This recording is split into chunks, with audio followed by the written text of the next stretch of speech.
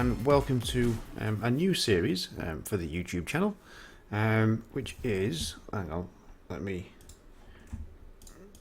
reset that, there we go, a new series for the YouTube channel called This Image. I did a similar series where I edited images in Lightroom. I think that was back when I had Lightroom 4 or 5 on my old channel, and this is going to be similar. However, in this series I am going to be adding a little bit more to these.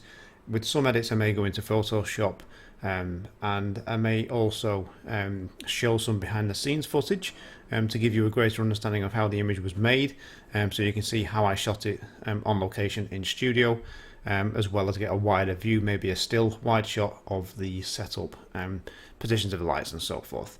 However, for this first one, because I have only just thought of this idea, or to kickstart this series again, I'm just going to do a basic Lightroom edit for this one. Before we get going, a little bit of, I don't know, housekeeping, aka shameless promotion.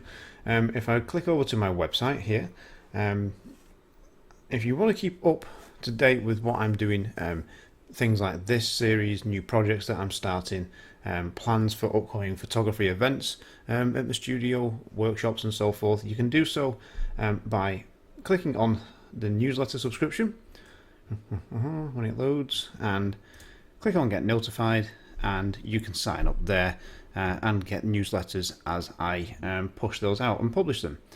You can also follow me on Twitter, Instagram, Facebook, YouTube, which you're kind of already on, LinkedIn and Google Plus as well as you can view galleries, projects and so forth, or look at the blog. So do follow me on those other networks so you can hear about new events that are coming up. And without further ado, we'll get into the first video for this image series. So here we are in Lightroom CC. I've decided to subscribe because then you get regular updates rather than buying off the shelf. So far so good. So this first image that we're going to edit, what I have in Lightroom at the moment is the raw file. This is a virtual copy of the raw file that I've been able to reset because I've already edited and delivered this shoot. And I also have the final image here. If I go to grid mode by pressing G, we can see here we've got the two images side by side, same image. The green label, in terms of my workflow, and I'll come back to this in more detail on a future video, is basically it means that the image has gone out of Lightroom after basic edits, such as white balance, sharpness, exposure, what have you, gone over into Photoshop for some maybe retouching work, removal of certain elements, maybe distracting elements in the picture that may have been on the floor, on the wall, and then brought back into Lightroom to be finally sharpened and then exported for print or for storage as digital files, or delivery as digital files. So that's the final image here. So I'm going to edit this raw file here, the virtual copy. I'm going to try and not refer to this image too much so I don't end up with the same thing, although my editing is fairly basic, so I probably will end up with something similar. And we'll take a look at this image. So we'll go, first of all, the subject of the image, if I double click on this, this is Marita, a friend that I've met recently through photographing her, and I've subsequently ended up being roped into her fitness classes, which are great by the way. Feeling good after doing those, and we wanted to do some portraits in studio but also out on location as well. And this area that we are at the moment is actually nearby the studio around the back of the building. So that's the subject, Marita. She'll probably hate the fact that she's in the video, but there we go. I'll send the link directly to her. Right. So information about this picture. It's shot outside on location. So it's a fairly, as we can see, overcast, cloudy day. No surprise there. It's the UK. I think we get 3 days of summer and then it's over.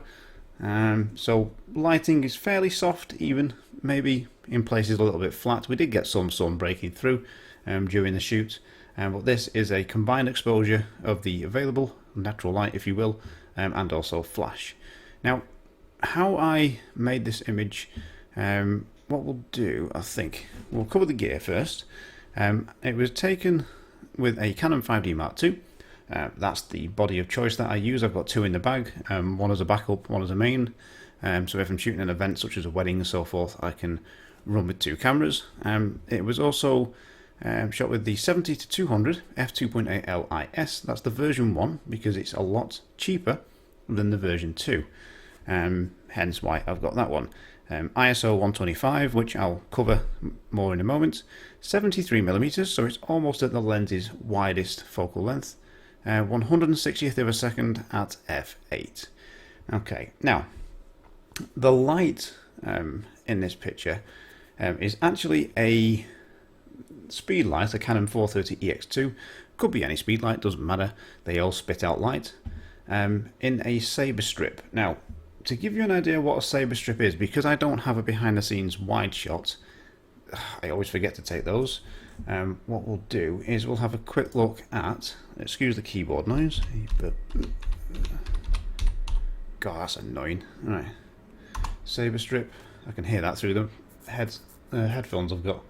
There we go, saber strip. It is a long tube, a strip box like modifier. Flash sits in here, fires up through here, rattles around inside, hits the top, and then comes out through the diffusion material here. I'll be doing a review and a more in-depth video on this modifier. There's already people that have done this, or done videos on this modifier out there. Zach Arias has, for example, Mikey from Lighten Up and Shoot, and so forth.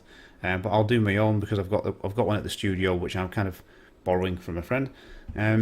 And that was the modifier that was used. It's a cool light source. I wasn't that made up with it when I first tried it a few years ago, but tried it again and it's quite cool.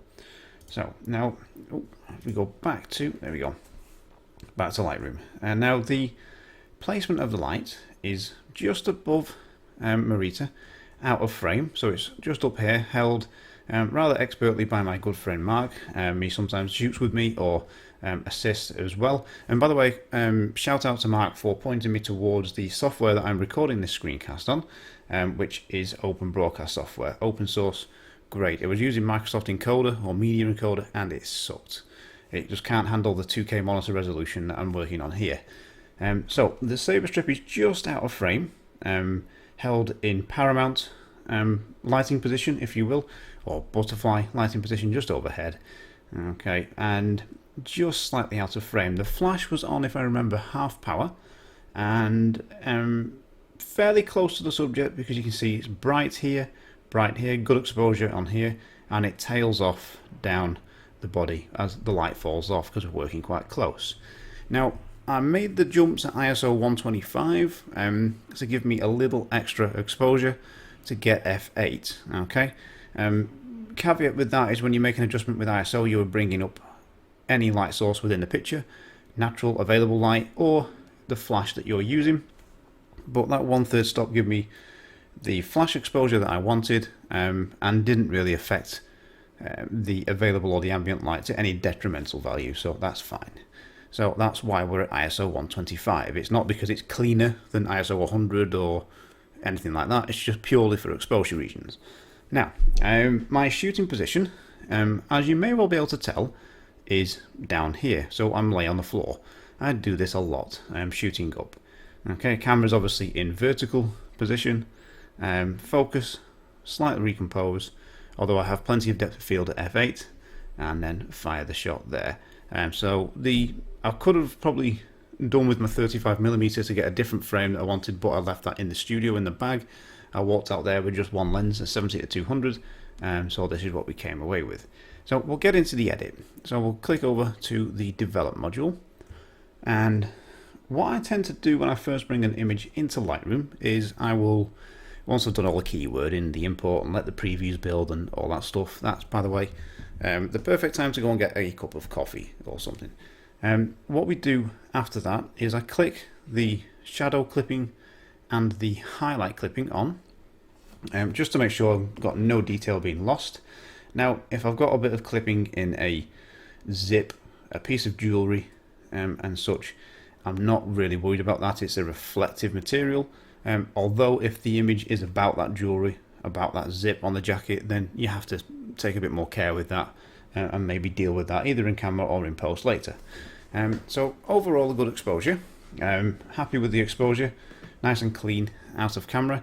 The raw files that you will get from your DSLRs will tend to be a little flat. That's the very nature of them. The previews on the back of the cameras are a JPEG built-in preview, so they have the color profile applied, or the color preset if you will, and any kind of sharpening, contrast and such.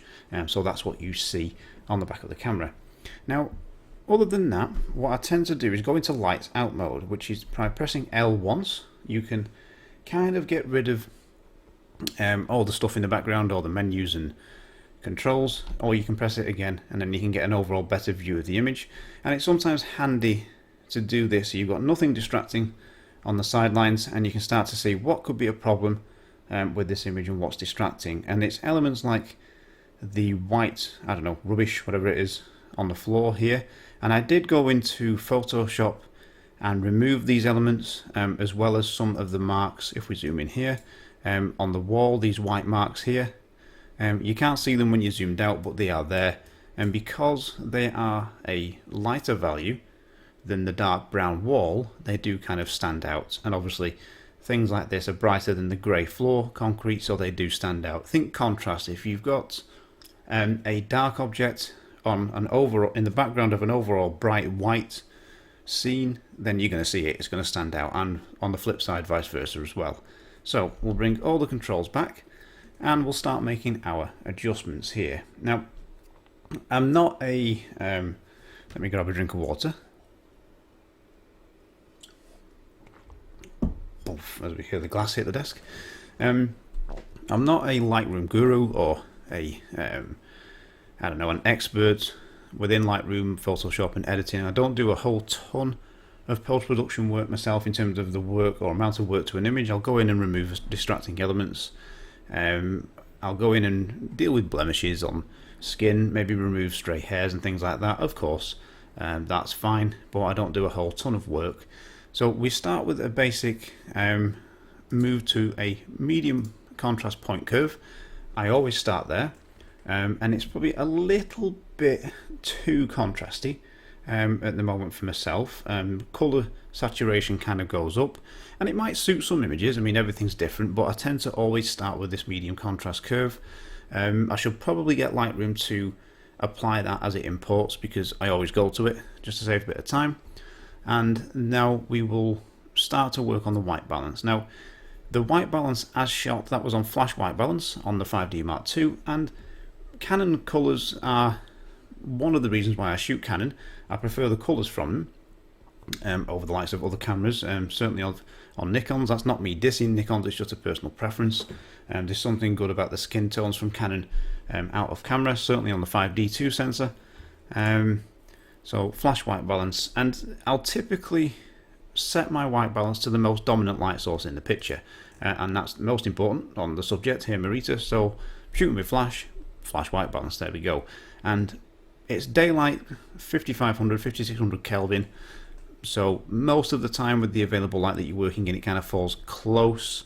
Okay, if you're indoors in tungsten light, whole different ball game. The tungsten's going to get very, very, very warm in that instance. So we'll zoom in here, just so we can get a better look overall of the skin tones. Now, because this is a portrait, I'm more concerned on the skin tones in the image rather than the jacket. Although if I get the skin tones good, the jacket, the jeans, everything else should kind of really fall into place.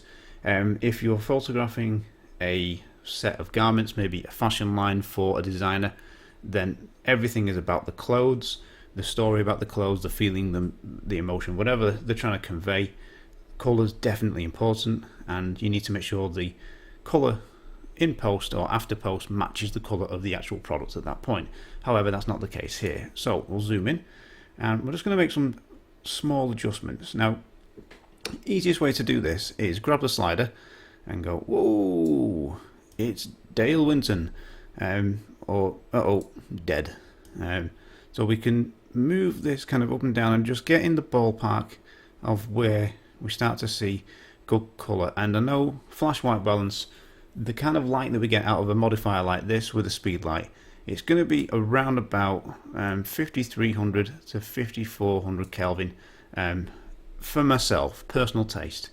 Okay, I'm working on a calibrated monitor with a Color Monkey display as the calibrator. It has recently been calibrated, although normally when I record these videos it's the one thing that pops up in the corner, you need to calibrate me. So we'll see if that happens. So what I see here, to my mind, is good colour or good white balance. A little bit of a tweak on the tint needed. What you guys are going to see in YouTube after the compression of the screen capture and then the upload to YouTube, I have no idea. So we'll see what we get on that. Now, if we go magenta, no, that doesn't work. No, that doesn't work. Starts to make people look a bit ill. And we'll just take that back out. And you can double click these to reset them.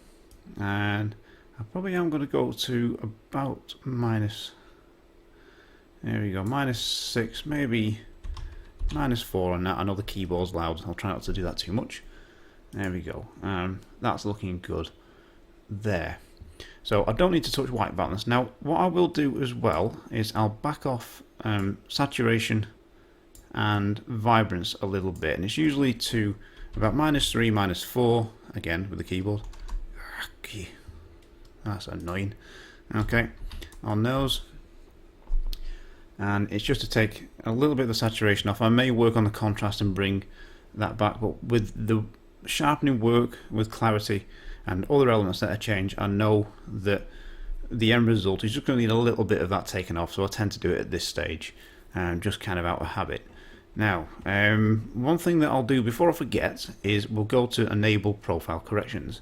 So if I click this, we can see that slight change. Okay, and it deals with any kind of distortion that's presented by a lens. It's not necessarily the lens's fault, whilst some have better characteristics, if you will, than others. It's more really a problem of how close you're shooting at any given focal length. That's why we start to get problems or distortion, if you will. So I feel that this, it just flattens that out a little bit. It would also get rid of any kind of vignetting if we were shooting wide open at f2.8 as well. We're not seeing that really here at f8, so that's fine. Now, if we scroll up, let's start to work a little bit on contrast. Now, I don't want to do this if I take the clipping off for the moment, just so we can see, because that just looks awful. What I want to end up with is, you know, yes, a good portrait, a good image, but also something which has good colour, good contrast, sharp, you know, in focus, well composed, and that's what I'm looking for. I'm not looking to do a load of different layers, textures, and whatever else in Photoshop, because it's just not how I work. So we'll back that to about there. There we go. And highlights, if we go too far, we start to lose the sky completely. There's not a ton of detail in there, and you know, it's I'm not bothered about that sky that much. So we'll go up just a little bit on there. Shadow wise, we can start to bring up the shadow values if we wish, and I will just tweak those just ever so slightly. The whites, we're going to start to see a bigger change of the values on her face there. Okay, but I don't think I need to really touch that. And the black levels, I'll probably usually back those off just a hair.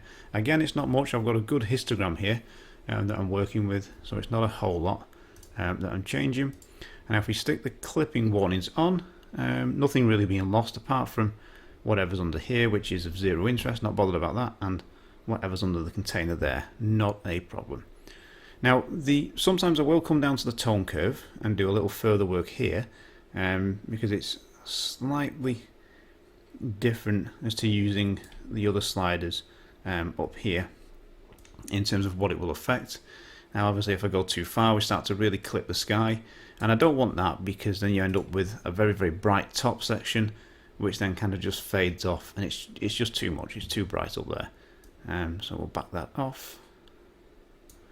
The lights, probably just a fraction there. There we go. And I don't feel that I need to do anything else. Now, one thing that I won't be doing, if we go to point curve change, RGB, there we go. I definitely don't want to be doing this. Where are we? Okay, where we start to move this all the way in, so we start to get that. Oh look, the faded. It looks like film, but it doesn't Instagram look. So we'll cancel that there, and we'll go back to the point curve. There we go. Not a fan of that look at all. We're shooting digital, we're not shooting film. So you want the film look, shoot film. Okay. Let's have a look. Now, happy with the majority of this so far. Like I say, it's a very basic edit, not doing a whole heap to this.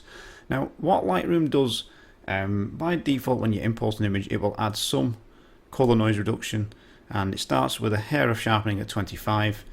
That's fine. I do have a preset now where when it imports, it takes that color and any noise reduction off. I want to add that later myself, and on a 5D Mark II at ISO 125, there is no noise, so I don't need to worry about that at all.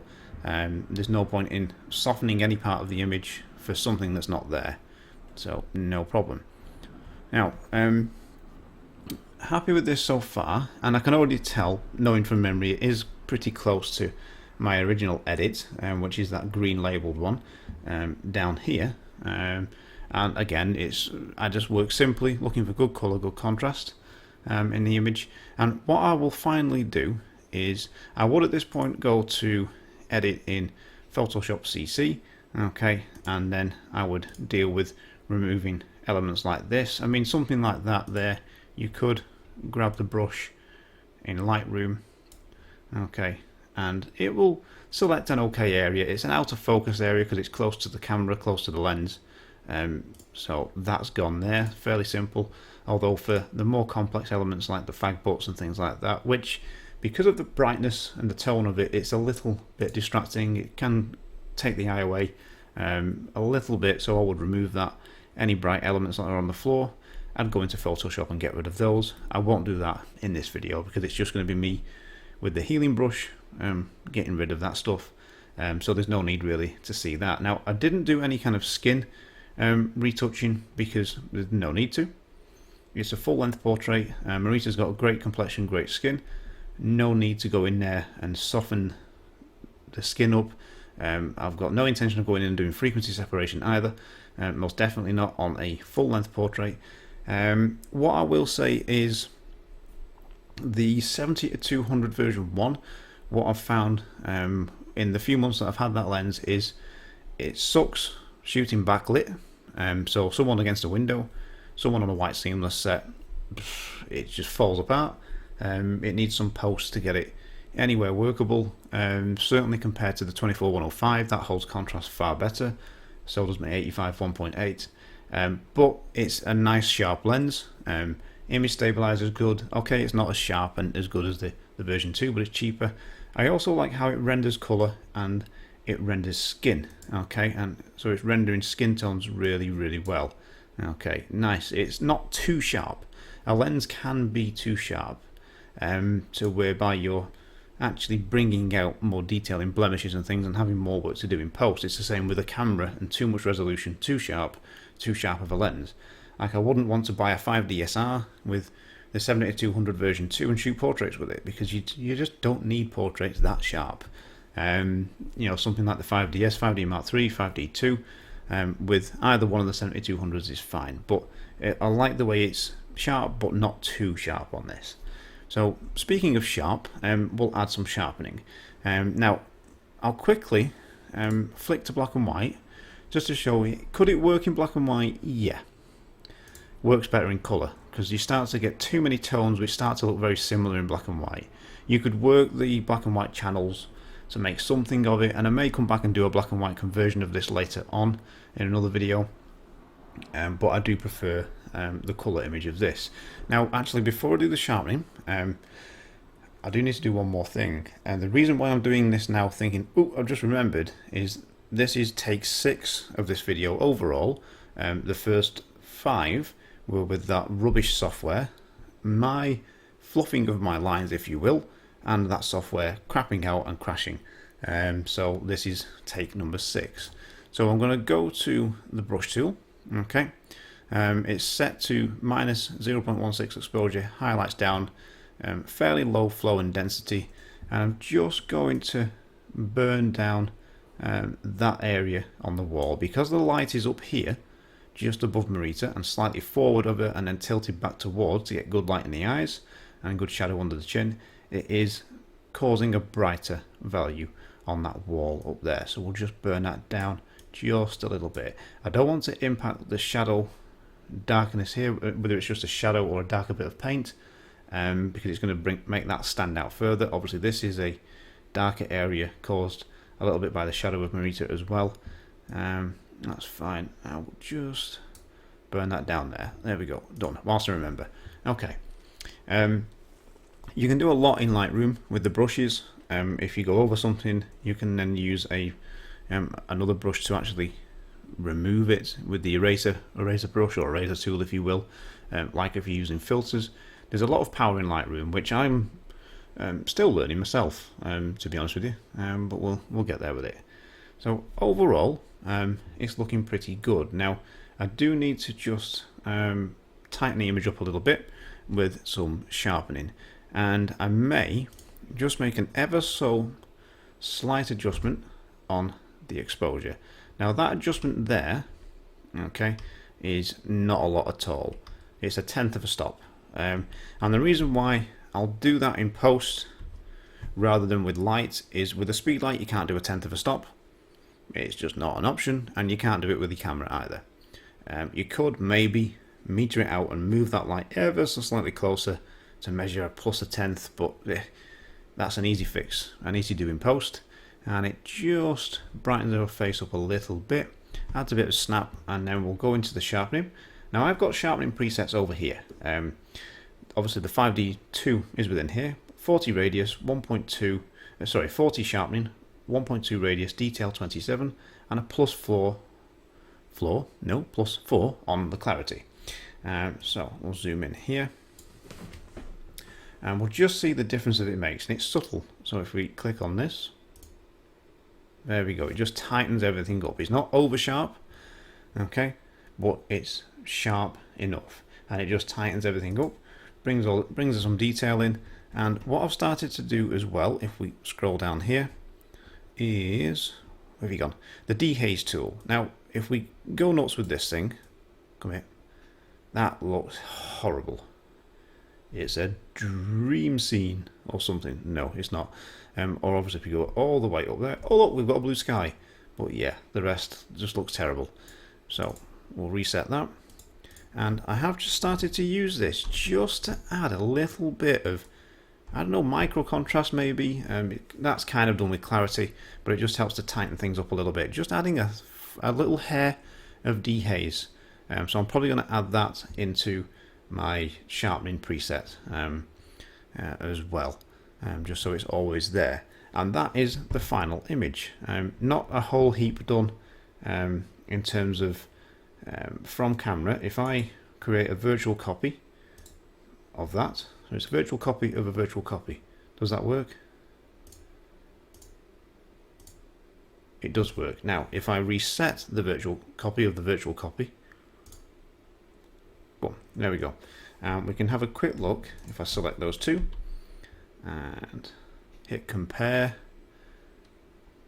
Okay, we can see we have the original image on this side here. It's much flatter, you know, there's less contrast, and then the final worked image here. So the editing that I do, other than going into Photoshop and dealing with what's on the wall and some of those marks, it's probably going to take maybe 3-5 minutes on the image, and once I've got the white balance all set. Every so often it may and out a little bit and take a little longer, depending on what the image is, but you know, around 5 minutes or so. And then I'll synchronize that across a set if it's in the same kind of scenario, same light and so forth, and obviously then do any retouching that's required on a per image basis. My take on retouching in terms of skin and so forth, there's just on full length portraits, unless there's some obvious blemishes there, there's not really a whole need for going in and doing a load of skin retouching. You don't need to go and soften everything. I see a lot, I'll just come out of the compare. Okay, I'll see a lot of images that are over retouched. They either use frequency separation to death, or to whereby you end up with a very, very patchy result, or you just like the skin's just not natural, like the person doesn't look like that in real life. Now, if I get a commission where someone requires X amount of skin retouching because if it's a commercial use advertising, then you get it done, or you outsource to a retoucher if it's not in your skill set, and you bill for that, of course. But keep it real, people. Good colour, natural skin. It's let the people be how they are. We don't have to retouch everybody to death. There's too much of that stuff out there, I feel, but that's just my personal preference. I hope you've got something from this. Like I say, it's not a major in-depth Lightroom tutorial. I'm still learning things in Lightroom myself. I should really invest on a training course with a friend of mine that does them to get more out of it, but for the work that I do, for the post-production work that I do as well, it's doing great for me, along with a little bit of help from Photoshop here and there. So last thing to do, so that's the final. That was the flat image. Okay, so let me get rid of that before I get confused. So we will go to remove from quick collection. There we go. So if we compare this edit that I've just done here now to the original edit, and we can see which one is which. Okay, they are pretty close. Now, in fact, there's a bit more contrast in the original edit, so I get a feeling that I may have adjusted something later on whilst I was faffing around. Oh, maybe not. So maybe my original edit was a little bit more contrasty. Okay, fair enough. So, I mean, which you prefer, of course, is somewhat subjective. I think I've gone a little bit brighter on some of the shadow values in this edit at the moment. And we'll go back to compare. But which you prefer, of course, is up to yourself. So this is a little bit more, how should we say, crushed down, and this is a little bit more open. I'd probably, on reflection, go back and maybe add a little bit more contrast to that edit, but those are the two versions that I've got there, and the basic edits that I do in Lightroom. So we'll finish off with the edit in this video, and let's see, there we go. That's better. I think it was the shadows that were pushed up a little bit too much, so that's brought a little bit more contrast back in, and maybe just actually add a hair, and there we go. Okay, a little bit tighter. So I'm going to call that good. Now we're fairly close. Like I say, I look for good colour, good contrast. Black and white's when I go black and white. It's nice and simple. I do love black and white, so we'll do a black and white one within the series soon, no doubt. If this video has been helpful, let me know in the comments if you'd like to see something else added to this series. Then certainly let me know. If you'd like a particular type of image run through an edit, maybe even send me a email with a Dropbox link or something with one of your images to run through and do my own edit of. I'd be happy to do that, certainly. Then send those over. But feedback welcome in the comments below. Don't forget to like, share and subscribe, and I will see you in the next video.